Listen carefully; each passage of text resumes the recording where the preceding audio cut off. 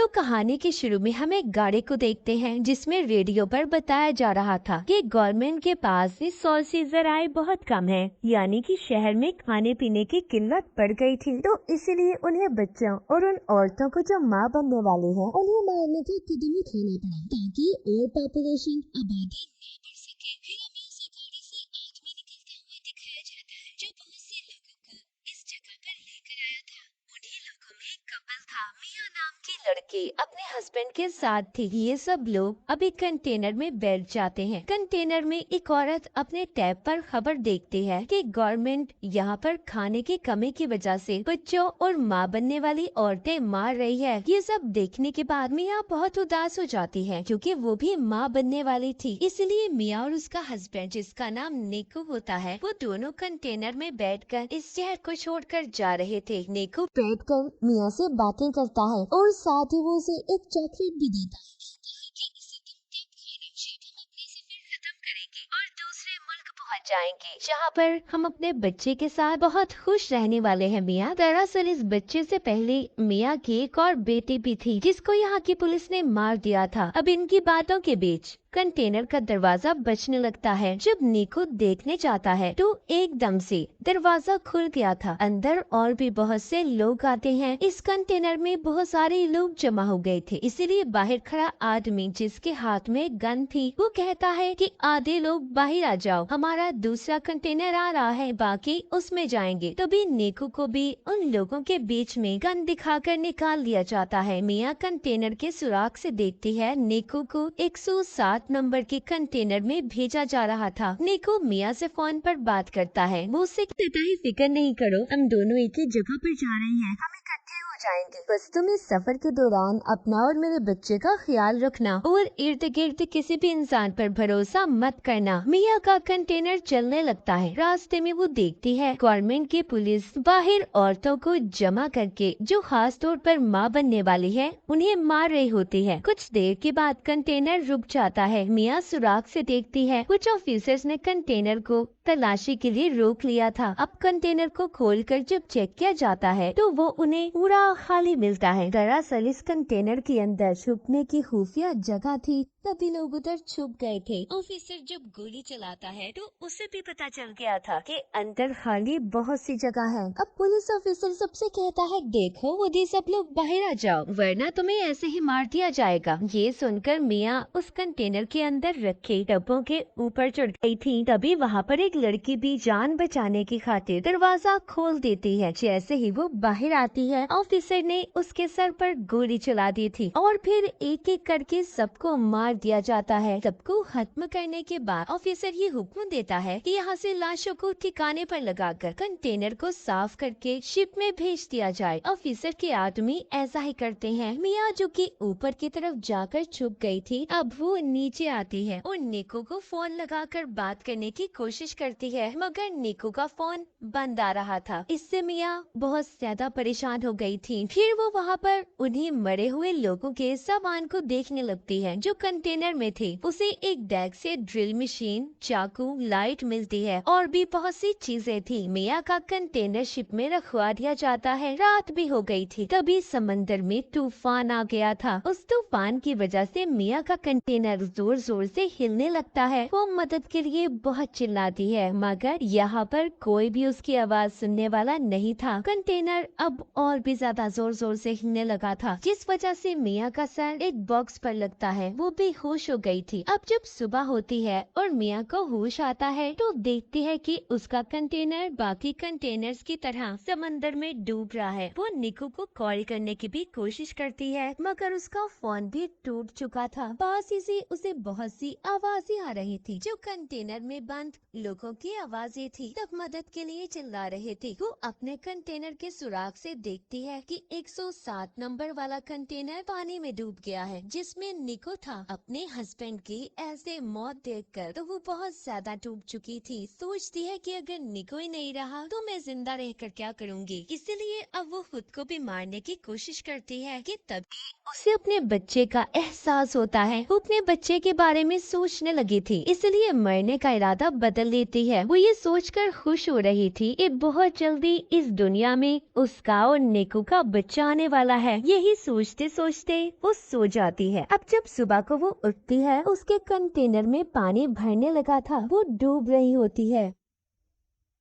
पानी से निकलने की कोशिश करती है मगर नहीं निकल पाती। तभी उसकी आँख खुल गई थी। इसका मतलब ये सिर्फ उसका एक सपना था। अब वो कंटेनर में रखे बॉक्सेस को देखती है जिसमें से उसे बहुत सारे प्लास्टिक के डब्बे मिले थे। वो उन प्लास्टिक का इस्तेमाल करके सबसे पहले कंटेनर के सुराखों को बंद करती है जिसमें से पानी आ रहा था। साथ ही वहाँ से मिले और भी सामान को इस्तेमाल करती है। उसने कंटेनर को अपने रहने के लायक बना लिया था। अगले दिन मिया का फोन बजता है जो कि निको का था। वो उसे बताता है कि मुझे 107 नंबर वाले डब्बे से निकाल लिया गया था। तुम फिक्र नहीं करो मिया, मैं जिंदा हूँ। मिया उसे अपने बारे में बताती है। कहती है निको, मैं कंटेनर में फंसी हुई हूँ जो समंदर के बीचों बीच है। वो फोन पर कहता है फिक्र नहीं करो, मैं तुम्हें ढूंढ लूंगा, बस तुम अपना और बच्चे का ख्याल रखना। हम क्योंकि पहले ही गवर्नमेंट की वजह से अपनी बेटी को खो चुके हैं। मिया निको से बात कर थोड़ा सुकून में आ गई थी कि वो जिंदा है। अब वो कंटेनर में लोगों का बचा हुआ खाना तलाश करती है पर उसे बहुत ही संभाल कर इस्तेमाल कर रही थी। एक रात फिर से समंदर में तूफान आ जाता है। मिया बहुत ज्यादा घबरा गई थी। तभी उसे दर्द महसूस होता है और उसका बच्चा कंटेनर में ही पानी के अंदर पैदा हो गया था। उसने इस तकलीफ को बिल्कुल अकेले बर्दाश्त किया। मिया की यहाँ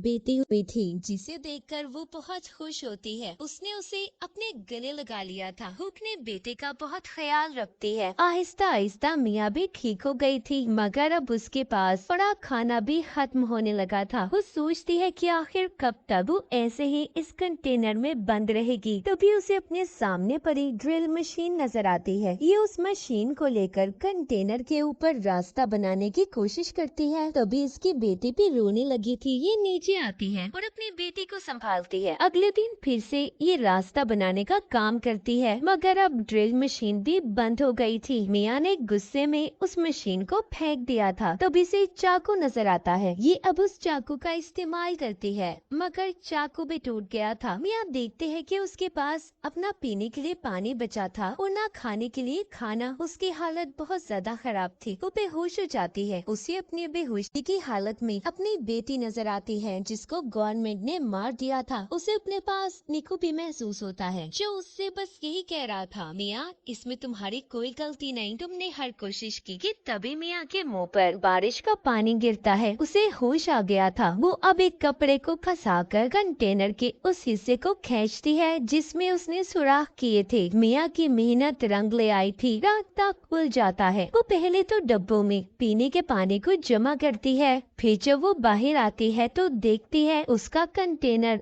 समंदर के बीचों बीच था जहाँ पर दूर दूर तक उसे कोई भी नजर नहीं आता। वो अब अपनी बेटी को लाकर आसमान और समंदर दिखाती है। कहती है हम यहाँ से जरूर निकलेंगे। तभी उसे समंदर में मछलियाँ नजर आती हैं। मिया को ये देखकर एक आइडिया आता है। वो मछलियाँ पकड़ने वाला एक कांटा बनाती है जिससे वो मछलियाँ पकड़ने की कोशिश कर रही थी मगर उससे एक भी मछली नहीं पकड़ी जाती। वो बहुत थक चुकी थी और ऊपर ही लेट जाती है। तभी उसे आसमान पर ग्लेन नजर आता है। अब मिया जल्दी से कंटेनर के अंदर जाकर शीशे का टुकड़ा लाती है ताकि वो उसके रिफ्लेक्शन एक्स से ग्लेन को अपनी तरफ बुला सके। मगर जल्दी जल्दी में उसकी टांग पर चोट लग गई थी लेकिन फिर भी वो हिम्मत नहीं हारती और शीशे के टुकड़े को लाकर ग्लेन पर उसका एक्स करती है मगर वो प्लेन जा चुका था। वो मायूस होकर नीचे आ जाती है और अपने जख्म को सीकर उस पर पट्टी बांध लेती है। साथ ही उसे अपने पास बहुत सारे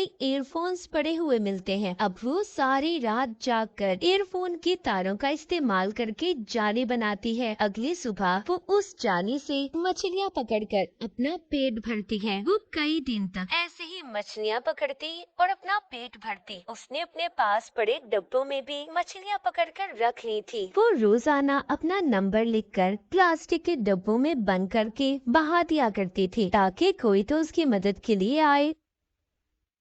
एक रात उसे निकू का फोन आता है, जो कहता है, मिया मुझे माफ कर दो, मैं तुम्हें बचाने नहीं आ सका। हमारे कंटेनर को पुलिस ने पकड़ लिया है, मुझे गोली लगी है। मिया कहती है, निकू हमारी बेटी हुई है जो बिल्कुल तुम्हारे जैसी है। वो उसे अपनी बेटे की आवाज भी सुनवाती है कि तभी उसका फोन बंद हो गया था। मिया बहुत रोती है और कंटेनर के ऊपर ही सो गई थी। ऐसे ही उसे कंटेनर में रहते 32 दिन गुजर जाते हैं। कंटेनर में जितना भी सामान था सब मिया ने इस्तेमाल कर लिया था, जो जो उसके काम आ सकता था। अब वो कंटेनर के ऊपर डब्बों का इस्तेमाल करके एक छोटी सी कश्ती बनाती है, जिसमें उसने अपनी बेटी को लिटा दिया था और मछलियाँ जमा करती है कि तभी उसे एक परिंदा नजर आता है, जिसे देखकर वो सोचती है कि आसपास जरूर कहीं खुशकी होगी। थोड़ी देर में रात भी हो जाती है। मिया के कंटेनर में पानी भरने लगा था। उसकी बेटे की तस्वीर कंटेनर में गिर गई थी। मिया जब उसे लेने जाती है तो उसका पाँव रस्सी में फंस गया था। तभी ऊपर से उसके बेटे की छोटी कश्ती पानी में बह गई थी। मिया किसी तरह अपने पाँव को जैसे तैसे छुड़वाकर बाहर आती है, मगर अब उसे अपनी बेटी कहीं पर नजर नहीं आती। वो पागलों की तरह उसे यहाँ वहाँ ढूंढ रही थी, मगर वो उसे कहीं पर भी नहीं मिलती। दूसरी तरफ मिया की बेटी के पास एक बहुत बड़ी व्हेल मछली आती है, जो उस पर पानी गिराती है। तो मिया की बेटी रोने लगी थी। मिया अब उसकी आवाज सुनकर तैरकर उसके पास पहुंचती है और अपनी बेटी से कहती है, मैं सिर्फ तुम्हारी वजह से जिंदा हूँ, असल में तो तुमने मुझे बचाया है। इतना कहकर मिया उसी कश्ती का सहारा लेकर सो जाती है। जब सुबह होती है और मिया की आँख खुलती है तो वो डब्बा खोलकर एक मछली खाती है, जो उसने कश्ती के साथ डब्बे बांधे हुए थे। मिया अपने बेटी को देखकर कहती है, हमने वो सब किया जो हम कर सकते थे, असल में तुमने मेरी जान बचाई है। तभी मिया आसमान पर कुछ परिंदे देखती है। वो उनके लिए मछलियाँ फेंकती है। उसके इर्द गिर्द बहुत सारे परिंदे जमा हो गए थे। तभी दूर से बोट कश्ती में एक लड़की की नजर उन परिंदों पर पड़ी थी। वो अपने डैड को अपनी बोट वहाँ पर ले जाने का कहती है। जब ये उधर आते हैं तो इन्हें मिया की बेटी मिलती है। वो लड़की उस कश्ती को देखकर सोचती है कि आखिर इतना प्यारा बच्चा वो भी पानी में किसी ने कैसे छोड़ दिया। तभी उन्हें मिया की बेटी की कश्ती के साथ एक रस्सी बंधी हुई नजर आती है। जब वो उस रस्सी को खींचते हैं जिसमें से मिया बाहर आती है, उसने दरअसल उस रस्सी को अपने बाजू से बांध लिया था। वो मिया को ऊपर खींचते हैं। लड़की उसे बचाने की कोशिश करती है क्योंकि मिया बेहोश हो चुकी थी। वो लड़की मिया को किसी तरह होश में लाने की कोशिश करती है, मगर मिया का सांस पानी में रहने की वजह से बंद हो गया था। जब मिया अपनी बेटी की रोने की आवाज को सुनती है तो उसे होश आ गया था। वो उनसे पूछती है कि मेरी बेटी कहाँ पर है। वो लड़की मिया की गोद में उसकी बेटी देती है। बोट में लड़की के डैड मेडिकल मदद बुला रहे थे। मिया सबको देखकर बहुत खुश थी कि उसकी और उसकी बच्ची की जान को इन लोगों ने बचा लिया। वो अपनी नई जिंदगी के बारे में सोचकर रोने लगती है। मिया ने बहुत सी मुसीबतों का सामना किया था, आखिरकार उसने अपनी और अपनी बेटे की जान को बचा लिया। माँ बनने की ताकत ने उससे हर वो काम करवाया जिसके बारे में उसने कभी सोचा भी नहीं था। उसने एक बहादुर लड़की की तरह कंटेनर में बहुत से दिन गुजारे। मिया की इसी बहादुरी को दिखाते हुए इस फिल्म की कहानी भी यहीं पर खत्म हो जाती है।